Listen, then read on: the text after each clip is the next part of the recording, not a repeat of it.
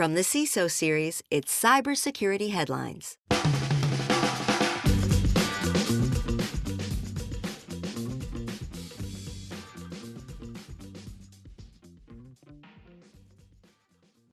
Cloudflare says it lost 55% of logs pushed to customers for 3.5 hours. Cyber unsafe employees increasingly put their orgs at risk, and FBI and CISA urge Americans to use encrypted apps rather than calling. These are some of the stories that my colleagues and I have selected from this week's cybersecurity headlines. And now we're ready for some insight, opinion, and expertise from our guest, Edward Frye, head of security at Luminary Cloud. Edward, happy Friday. Welcome to the show. And how's your week in cybersecurity been? Hey, Sean. Thanks for having me. It's been pretty good. Prepping for some work for next week. It'll be really busy next week, but it was a great week this week. It's good to hear, and we'll knock on wood for that. We're almost out. Our sponsor for today is Vanta. Leading companies use Vanta's questionnaire automation. You can join us on YouTube Live by going to CISOSeries.com, hitting the events dropdown, and looking for cybersecurity headlines we can review image. Edward's opinions are that of his own and not of his employer. And with that, we have just 20 minutes, so let's dive right in. Our first story today, Cloudflare says it lost 55% of logs pushed to customers for 3.5 hours. This is about a bug that appeared on November 14th in the internet security company's log collection service that allows its customers to monitor the traffic on their websites and filter it based on certain criteria. They're also used to investigate security incidents like DDoS attacks, traffic patterns, and to perform site optimizations. This is a big service accounting for over 50 trillion customer event logs every day, of which around 4.5 are sent to customers. The incident was caused by a misconfiguration of a log forwarder component in Cloudflare's pipeline. Then a pause created massive spike, so the system tried to resolve it. Cloudflare has now implemented several measures to prevent future occurrences. So, Edward, not a topic we cover all the time on this show, but an interesting look at how a service might affect the cyber risk profile of its customers. So what's your take on this one? So this one's a little bit interesting to me. And it's, it's a critical service for a lot of customers in order to protect their service or provide web filtering and that sort of thing. So as you mentioned, as the article, those logs could be critical for investigation. What's kind of lucky here is that it was only about 3.5 hours worth of logs. But one thing about that is we had a very similar event just 1 month prior that lasted 2 weeks, where Microsoft lost logs for a long time. And we've had another thing where a change was implemented and the whole world basically went on pause. So some of the things that I think here are, what are we doing when we're pushing changes that could impact our customers and that sort of thing? How are we testing those changes? And what do we do with the failure state? Are we testing the failure state when something goes wrong? Yeah, exactly. And I guess the question that always, when I read down through these stories and now hear about the mitigations that have been put in place is, in your opinion, should these things be thought of before, or are there some unforeseen things that pop up then we just have to triage? Well, so some of these things I think are unforeseen, but in this particular instance, in this article, they had some fallback procedures where they had a configuration where they would fall back and just ship all of the logs. The problem was they didn't test that failure state. So once it went into failure, then that failure state was then overwhelmed, which caused a secondary outage, which then made it so that those logs didn't get to those customers. All right, we'll give Cloudflare a little grace there. Thanks for your insights, Edward.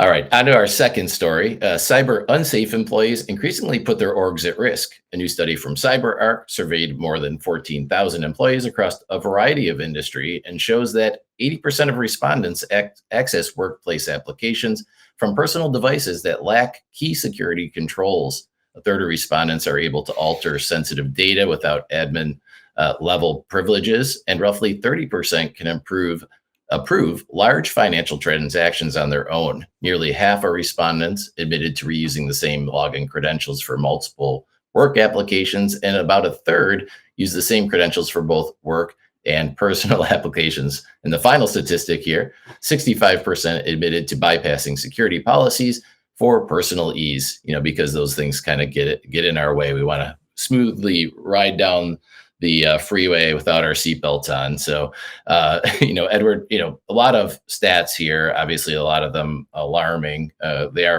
We should keep in mind, these are from CyberArk. So, they're trying to protect people's privileges through their own products. But, what's your read on the entirety of the story? So my thoughts on this are, if a system is needs to be secure, you can't just have a written policy saying don't do this. For example, if you store money in the bank, you don't put it into a drawer in the cabinet and say don't touch it. You put it into a vault and you lock it. So if you have this sort of policy where you don't want people to access things from their personal computer or personal web device, a browser or something like that, you implement a control like CyberArk, which is what they're trying to promote is, and then you lock it down so that you can't access those services without using those protections in place, making it so that it's not possible to bypass the security controls. Yes, preventative is always better. Do you think there's merits to training? We're in this industry, we're talking about how humans are the weakest link, and beat the drum with training. How effective do you think that is in a situation like this, or to kind of affecting these types of statistics? Well, I would also argue, there is the argument that humans are the weakest link, but they're also your strongest asset. So I think some training is something you can implement, but ultimately, if you have a policy that says you can't access this with your personal device, it would be much better to just prevent somebody from accessing it with their personal device. So, for example, multi-factor authentication, device authentication, Yep. VPNs, all of those things. Yep, all the things, and there's a lot there to unpack in that story. And thanks for your insights there, Edward. And we'll move on to the third story for the day. FBI and CISA urge Americans to use encrypted apps rather than calling one another. So let's be less interpersonal than we already are. More fallout from the Salt Typhoon attack on the U.S. telecom companies. Officials from both agencies are now recommending that Americans start using encrypted messaging apps to communicate. Jeff Green, executive assistant, easy for me to say, executive assistant director for CISA, along with a senior FBI official who asked not to be named, said they plan to use the same message as they do for inside their respective organizations, which is encryption is your friend. Very simple and to the point, whether it's on messaging or encrypted voice communication. So this one is definitely an interesting one from the week, Edward. Why broad implications for sure. Is this really the way we should be going? And what's kind of your take on the effectiveness of this direction that we're being urged to go? I think there's some aspects of this that are very interesting. For secure communications, if I want to protect that communication with a friend, or a critical communication with my business partners or that sort of thing, I will use an encrypted method. But I think just in general, this is a hard ask right now for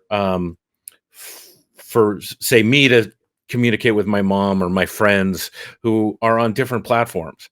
And I've got 2 or 3 different communication platforms that I could use. There's WhatsApp, there's Signal, there's Slack for business and that sort of thing. But there's not a lot of interop, and iPhone to iPhone and Android to Android, they've kind of started to move that way, but we really need to get the iPhone to Android type of communication and get those companies to cooperate.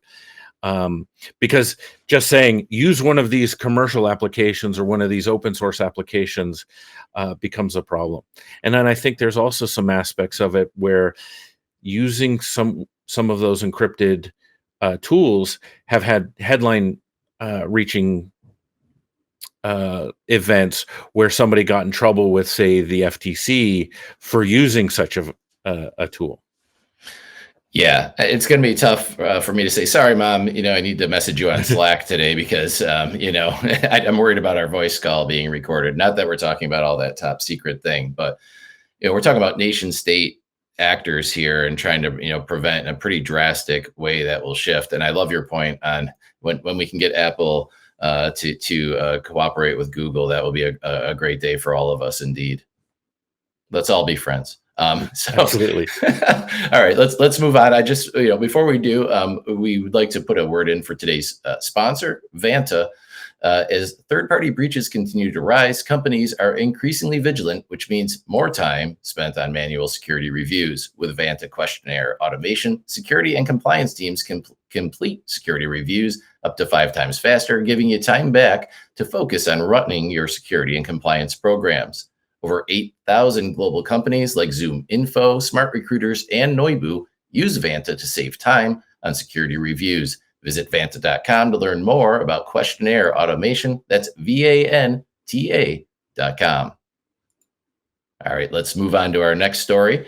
And I love the lively chat. By the way, I will send my regards along to Rich Straffolino, who, as you notice, is not me, and I'm filling in today. But CCL, thanks for keep the comments coming. We'll get them up on screen here soon. Our fourth story, phishing tool Rockstar 2FA targets M365 creds. So researchers at TrustWave are warning of a phishing as a service toolkit named Rockstar 2FA, which apparently targets M365 accounts and bypasses multi-factor authentication via adversary-in-the-middle attacks. The attacks involve theft of a victim's password and session cookie through the creation of a proxy server between the target user and the website the user is visiting, which is a phishing page itself. So we have been beating the drum lately. Many of the stories we cover involve lack of MFA accounts. And here we have a story, Edward, of, that is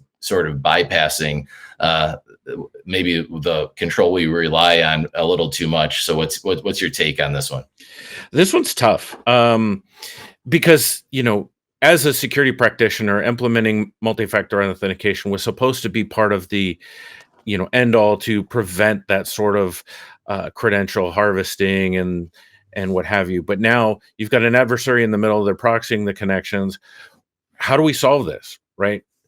What are the steps that I could do as a practitioner to prevent this when I don't control the middle? And, is TLS 1.3 supposed to solve this? Or, what can we do to help prevent this?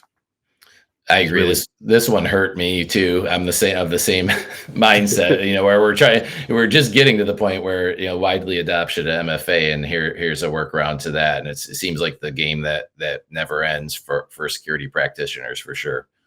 Yeah, absolutely. All right, let's move on to our fifth story. Hydra market leader sentenced to life.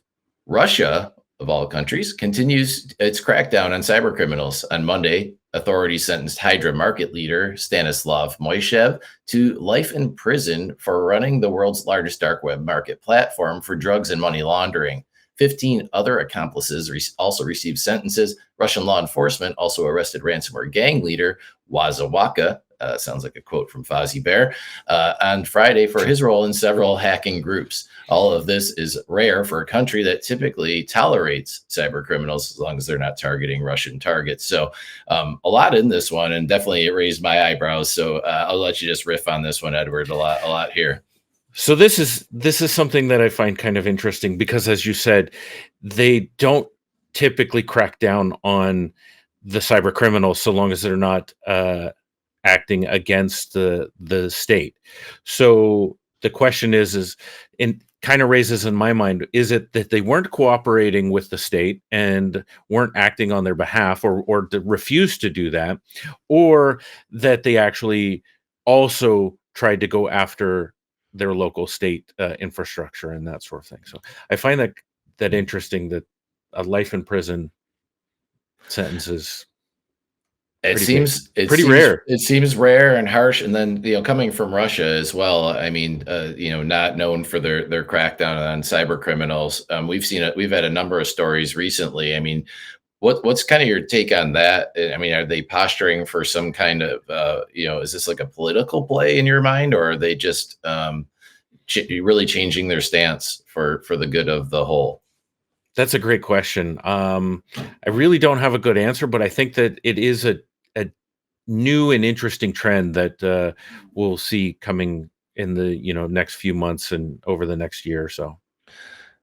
Awesome. Yeah, we'll get our popcorn for that one and keep following for sure. So interesting to see how that turns out. So we'll move on to our next story, which is Chinese group linked to another long-term intrusion. Researchers at Symantec report that a Chinese-linked threat actor carried out a long-term attack against an unnamed U.S. organization operating since at least back on April 11th of this year. The attacks used DLL sideloading attack, showing similarities to larger Crimson Palace espionage campaign. Sophos discovered that one back in September.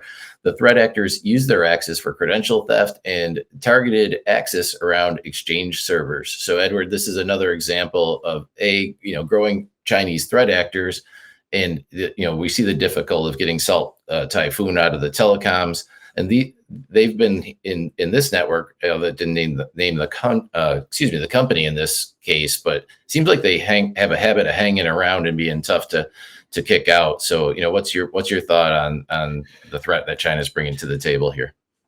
Well, so first I wanted to talk more about how long they were in the network. It says in the article that they were detected around April and lasted from April to August. So my question there was the attack actually detected way back in April, and then the teams left the threat actors on the network to find out what was going on? Or was this forensically detected later, and they found that those threat actors were there from April to August? So that's one question I had. The second one is, the points around endpoint protection and how some of that detection it came from another system on the network, using WMI type of side loading so a trusted system to another trusted system. Where is that endpoint protection for those systems and servers to look for that sort of thing? And then is it a hacking group? Is it a state sponsored? Who's the company?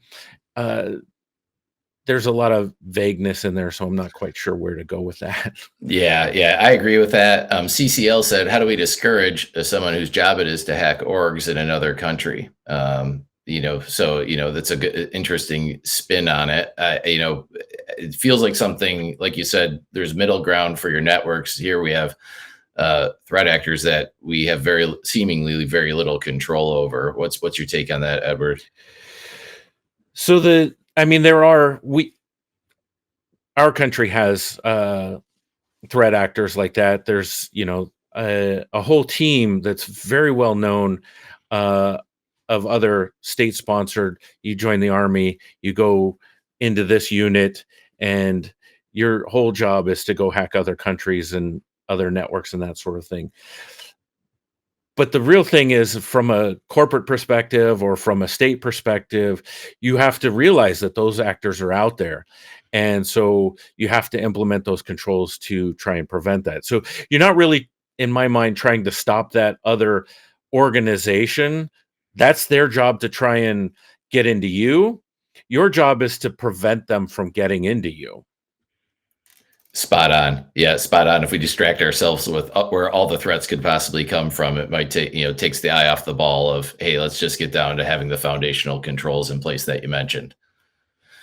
Excellent. So we're going to move on to our last story of the day. This is, we couldn't get through without having a GenAI discussion. So let's talk about it. GenAI boosting financial fraud. A new alert from the FBI's Internet Crime Complaint Center details how threat actors use generative AI tools for fraud on larger scale and with more believability. This includes using tools like ChatGPT to assist with language translation for romance or other investment scams, enabling faster and more elaborate lures. Image generation tools allow for believable social media profile photos and other supporting evidence in financial fraud schemes. Deep fakes are increasingly using short audio-only voice clips, bypassing visual verification checks and video calls. So definitely some different ways that threat actors are, figuring out how to use these tools, Edward. It sounds like an obvious next step is to use these for phishing scams. What's your take here? I think this is only going to get worse. Some of the recommendations within the article are limit your public exposure. Well, here we are on a public podcast with our voices nice and it's clear. All out there. I think your audio might be better than mine, but hey, it's still there.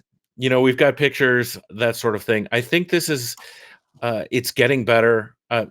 Better for the hackers and that sort of thing. It's going to be harder for us, and it's going to be harder for us to train our employees and our friends and colleagues and family on how to prevent this. One of the recommendations was set up your secret passcodes of, hey, if I've got an emergency, I'm going to use this phrase or this term in order to authenticate that it's really me. But how do you do that across an organization of 500 or 5,000 or 500,000 people? That becomes even more difficult. Yeah, many of the hallmarks we've been touting, right, for how to identify a phishing scam are getting resolved now with the GenAI usage. So it's becoming harder for people to distinguish for sure between what's a legitimate and an adversary. Yeah, and the spelling mistakes and all of those things are starting to go away. The functions that people are using, the words are becoming more. And if you have a writing sample for somebody, then you know how they talk or you know how they write their email, so you can tailor it much more closely to that. I think it's going to be a difficult challenge. Agree to agree. And so that brought us to the end of the show. It went really, really fast. Edward, thank you for your insights. For you, were there any, thumbs up or eye roller stories? Which one stood out to you that we covered in today's rundown? I think that the one that really stands out to me is the Cloudflare one. We've had a number of pushes that have caused outages recently that are all, we need to get better about how we deploy changes to our environments. Agreed. And so, we just want to say thank you to our guest, Edward Frye, head of security at Luminary Cloud. Also, thank you to our sponsor, Vanta. Leading companies are using Vanta's questionnaire automation. And thank you to the audience. CCL was absolutely on top of his game today. Sorry, I couldn't reference all your comments, but I'm reading them and enjoying them. So I appreciate your takes and others who have dropped notes into the chat as well. And encourage your friends to join too. We want to, keep making this more lively. And so don't forget to join us next Friday at 1 p.m. Eastern for another live stream event, which is Super Cyber Friday. We'll be talking about hacking technical debt, an hour of critical thinking about strategically modernizing your infrastructure.